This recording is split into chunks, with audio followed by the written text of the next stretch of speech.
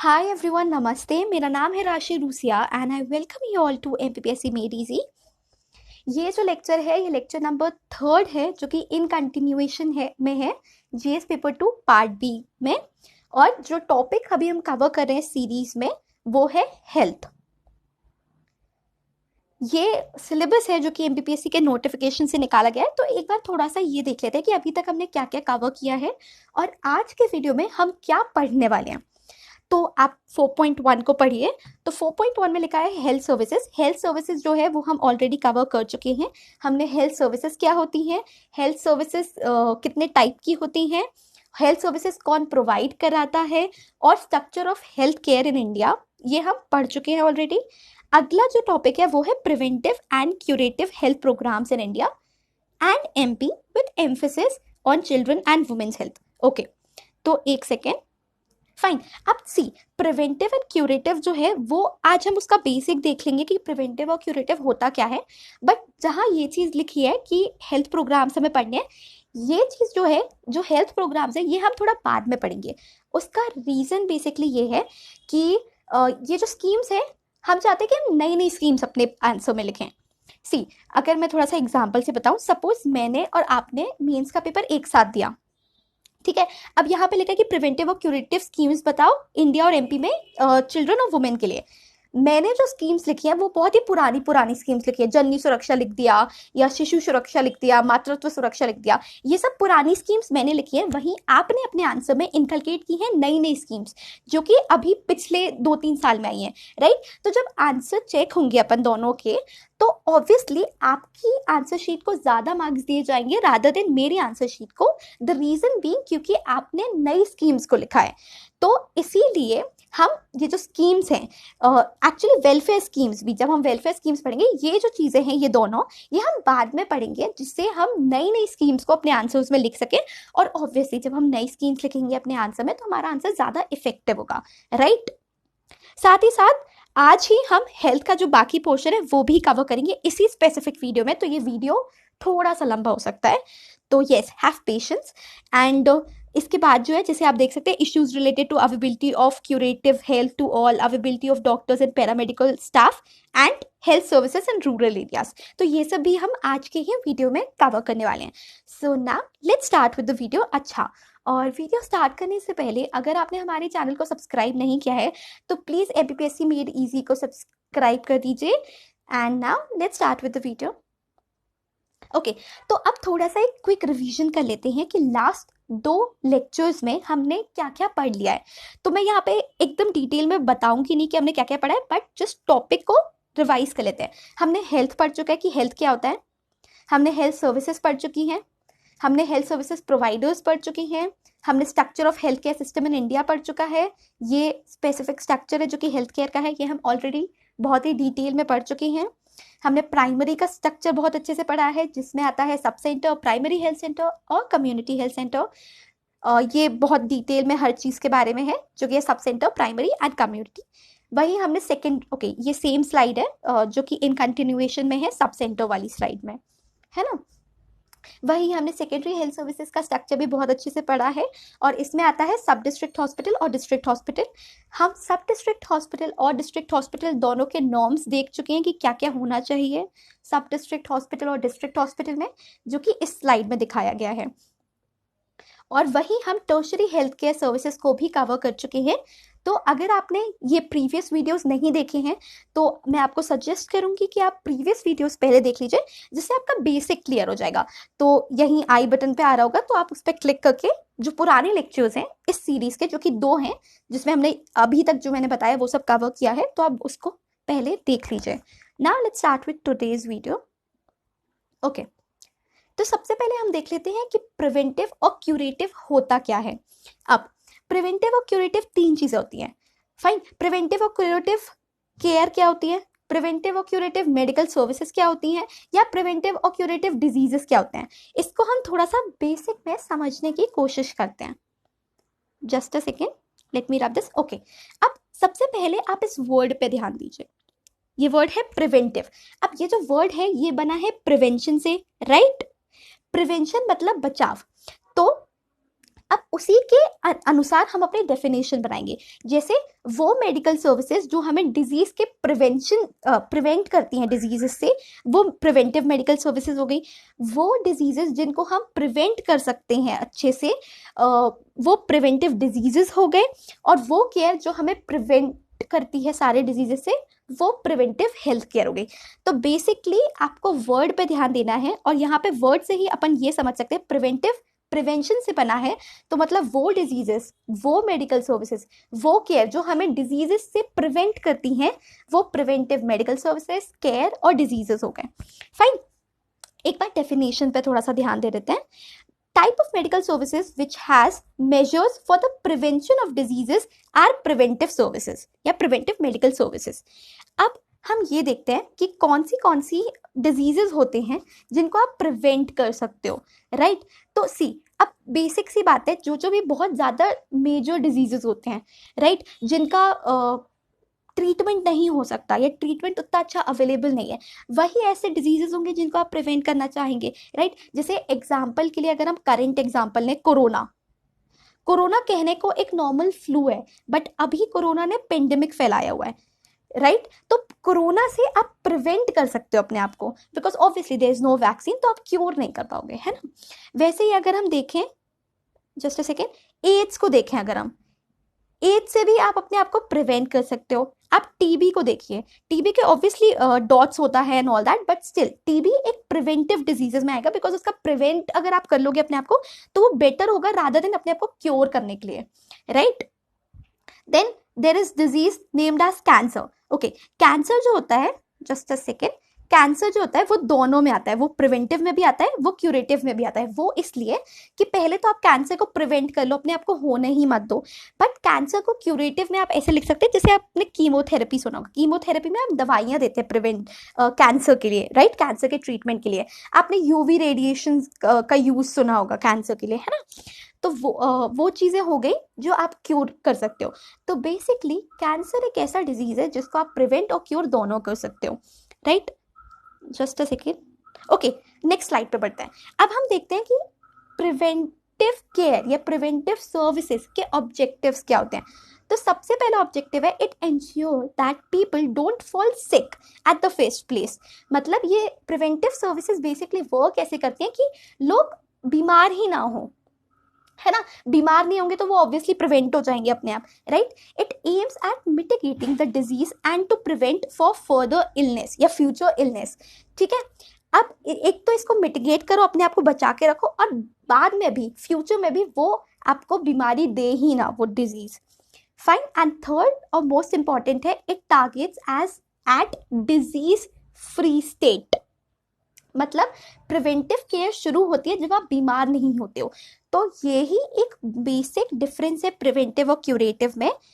Suppose अगर आपसे 3 marks में ये पूछा जा रहा है कि प्रिवेंटिव और क्यूरेटिव को डिफाइन करो या डिफरेंशिएट करो, तो सबसे पहले आप डेफिनेशन लिख दोगे कि प्रिवेंटिव में हम प्रिवेंट करते हैं डिजीजेस से, और क्यूरेटिव में हम उसका ट्रीटमेंट करते हैं, उसको डायग्नोस करके, उसके सप्लीमेंट्स लेके, है ना। और सेकेंड डिफरेंस ये हो गया कि प्रिवेंटिव केयर जो होती है वो डिजीज फ्री स्टेट पे काम करती है। जब आप डिजीज नहीं होते हो या जब आपको बीमारी नहीं होती है, उस स्टेट पे, उस बॉडी की स्टेट पे प्रिवेंटिव केयर काम करती है, और जो बॉडी की स्टेट पे क्यूरेटिव केयर काम करती है वो होती है जब आपको ऑलरेडी डिजीज हो जाता है, right.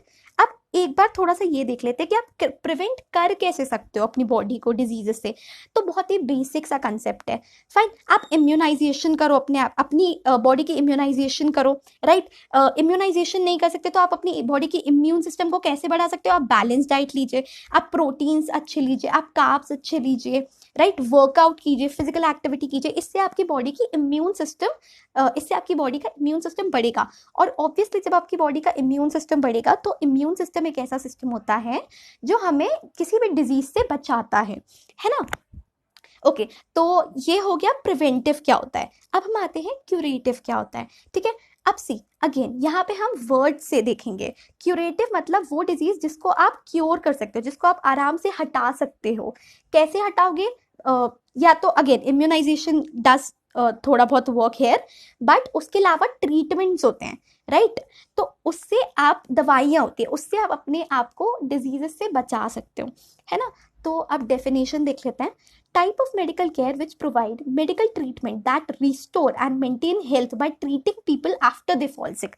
After they fall sick word है यहाँ पे, मतलब जब ऑलरेडी हम बीमार हो जाते हैं उसके बाद हम अपने शरीर को किसी भी बीमारी से जैसे बचाते हैं, उस सर्विसेज को क्यूरेटिव सर्विसेज बोलते हैं। और जैसा कि मैंने बताया कि प्रिवेंटिव और क्यूरेटिव में सिर्फ दो चीज़ों का डिफरेंस है। पहला डेफिनेशन का कि वो प्रिवेंट करता है, ये मतलब प्रिवेंट नहीं हो सकता तो ये क्योर करता है, जब डिजीज हो जाता है तो ये क्योर करती है सर्विसेज। और ये जो क्यूरेटिव सर्विसेज हैं ये टारगेट करती है डिजीज्ड स्टेट में, मतलब जब आपको डिजीज हो जाता है, राइट। अब क्वेश्चंस की बात कर लेते हैं, ठीक है। तो ये जो प्रिवेंटिव और क्यूरेटिव दो चीज़ें हमने पढ़ी, ये आपसे 3 मार्क्स में पूछी जाएंगी। और ये ऑलरेडी भी एमपीपीएससी का जब आप मेंस के पेपर्स देखेंगे पुराने, जैसे आपको देखने चाहिए कम से कम, just a second I rub it, आपको देखने चाहिए कम से कम 2014 से 2018 तक के पेपर, है ना। 2018 आखिरी बार जब पेपर हुआ था, तो आप उल्टे ऑर्डर में जाइए, मतलब आप सबसे लेटेस्ट से सबसे प्रीवियस पेपर में जाइए।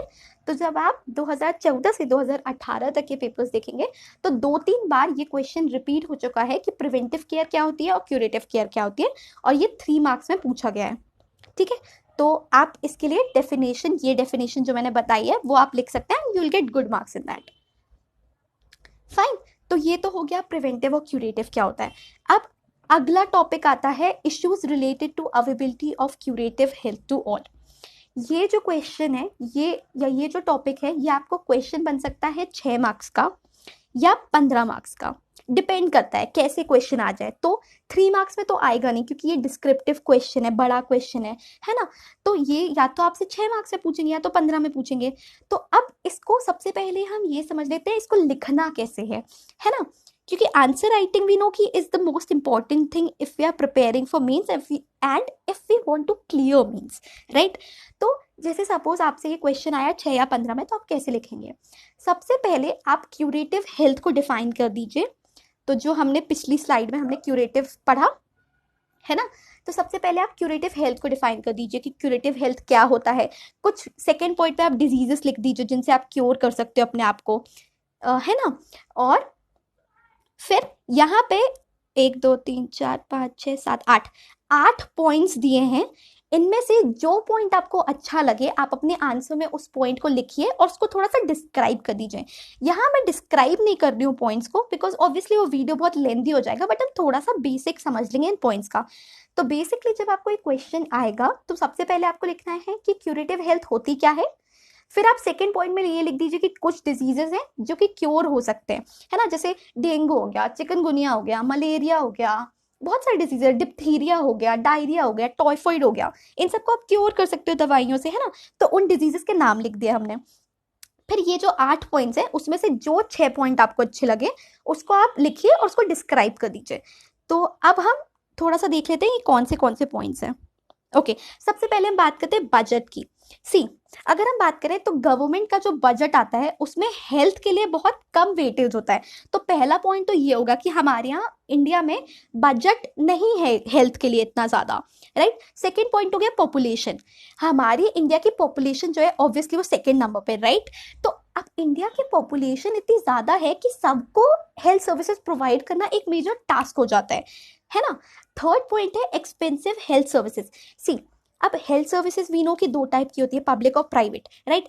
Public health services government health services होती है जो ऑब्वियसली सस्ती तो होती हैं, बट वहाँ पे जो है मेंटेनेंस नहीं होती सर्विसेज की, या सर्विसेज यूजुअली प्रोवाइड नहीं की जाती हैं उतने अच्छे से, है ना। सेकेंड चीज़ आती है private. Private is way too expensive. अगर आप बड़े बड़े हॉस्पिटल्स की बात करें तो आप एक नॉर्मल सा इलाज कराने जाएंगे and it will cost you like lakhs of money, right. तो थर्ड पॉइंट हो गया कि हमारी जो हेल्थ सर्विसेज है वो काफ़ी एक्सपेंसिव हैं, फाइन। फिर आता है unavailability of infrastructure. See, unavailability of infrastructure में सब चीज़ आ जाएगी, चाहे आप प्राइवेट की बात करें तो बहुत सारे प्राइवेट इंस्टीट्यूशंस ऐसे होते हैं जहाँ पे नॉर्मल वेंटिलेटर्स नहीं होते, जहाँ पे आईसीयूज नहीं होते, ओपीडी नहीं होती। अगर हम कोरोना की बात करें तो कोरोना में तो ये चीज़ बिल्कुल साबित हो गई है कि चाहे कितने भी अच्छे हॉस्पिटल्स हो, बट अगर मैसिव पेंडेमिक आता है तो इंफ्रास्ट्रक्चर हमेशा कम ही पड़ जाता है।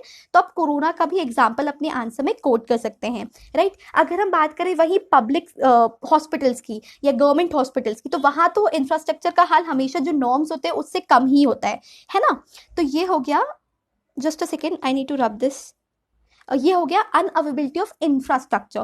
देन मेडिकल रिसर्च, हमारे यहाँ जो मेडिकल रिसर्च होती है या फार्मास्यूटिकल जो कंपनी होती है जो मेडिकल रिसर्च करती है, वो नॉर्मल डिजीजेस पे करती है, जो कि जिनकी दवाइयाँ ज़्यादा बिकती हैं, रादर देन ऐसे डिजीज जो एकदम से आते हैं और तबाही फैला जाते हैं, है ना। जैसे कोरोना हो गया, प्लाग हो गया, ये सब डिजीजेस पे कम रिसर्च होती है, रादर दिन सर्दी बुखार खांसी इस पे ज्यादा रिसर्च होती है और इसकी ज्यादा दवाइयाँ होती है ना।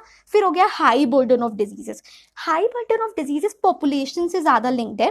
सी बिकॉज पॉपुलेशन ज्यादा है तो बर्डन जो है डिजीजेस का वो बहुत ज्यादा हाई है। फिर हो गया lack of awareness.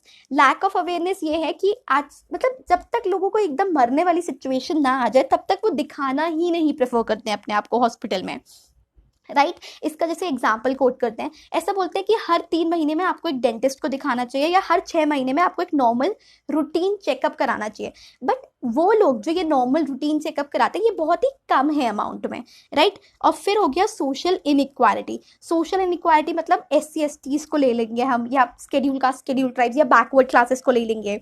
Rural urban में सोशल इनइक्वालिटी है ना।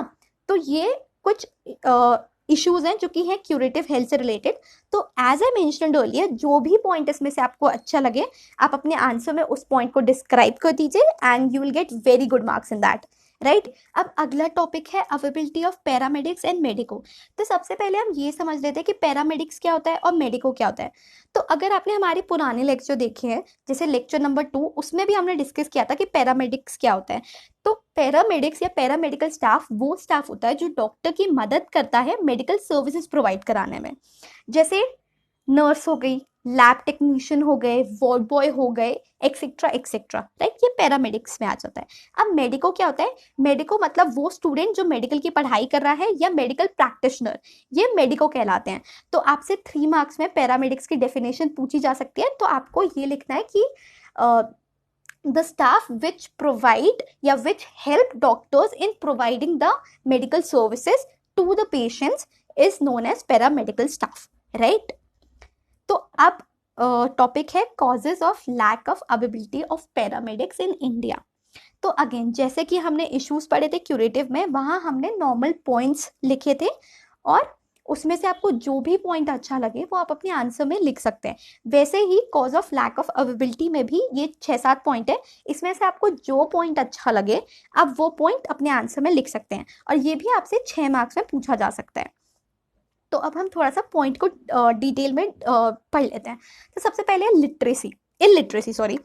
अब सी लोग लिटरेट ही नहीं है तो ऑब्वियस सी बात है कि वो नर्स नहीं बनेंगे क्योंकि वो लिटरेट नहीं है, राइट। तुम पैरामेडिकल स्टाफ बन ही नहीं पाएंगे।